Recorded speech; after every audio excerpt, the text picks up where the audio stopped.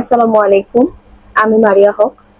মাইলস্টোনে বিমান দুর্ঘটনায় আহত নিহত সকল শিক্ষক শিক্ষার্থী এবং অভিভাবক বৃন্দদের প্রতি সম্মান প্রদর্শন করে আমি আমার নিজের লেখা একটি কবিতা ঝলসানো ক্ষত মরীচিকা উৎসর্গ করছি। তোমার বাস্তবিটায় বসত করিয়া এমন একখান দুর্ঘটনা দেখুম, আমি নিজের চোখখানে এক ঝলক দেখিয়া বিশ্বাস করিতে পারিলুম না। চোখের সামনেই যেন দাউ দাউ করে জ্বলিতেছে কচি ফুলগুলো। বাঁচাও বাঁচাও আর্তনাদ আর কান্না বিজড়িত কণ্ঠ যেন বুকের মধ্যে ঝলসানো মরীচিকার মতো লাগে। ইতিহাসের বিরল সাক্ষী এ যেন পুরো বিশ্বমাতার কাছে লাগিয়ে গেল। চলছে গেল বাংলার মাইলস্টোন। আত্মত্যাগের সেরা উপাদান লয়ে যদি কেউ কহিতে পারিত, কে সে? মানুষ বটেই অবৈখানি বাণী দিয়া কহিত, ইহা বটেই মেহেরিন চৌধুরী।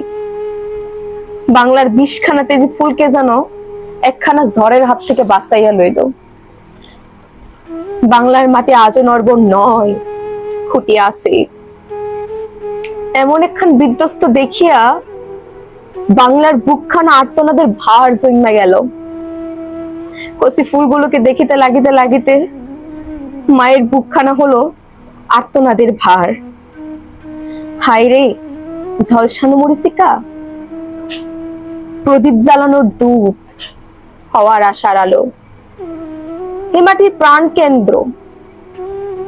এই ফুলগুলো কেমন করে নিয়েতেছে এত কষ্ট?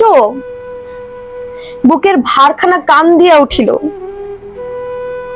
আমাকে দেশবাসীর চোখেই ছিল আরেক আর্তনাদ, বার্ন ইনস্টিটিউট। এই পোড়া দাগগুলো সমাপ্তি করার লেগে প্রদীপ জ্বালায়। চারপাশে আর্তনাদ আর একখানা জীবন ফিরিয়া পাওয়ার সুসংবাদ।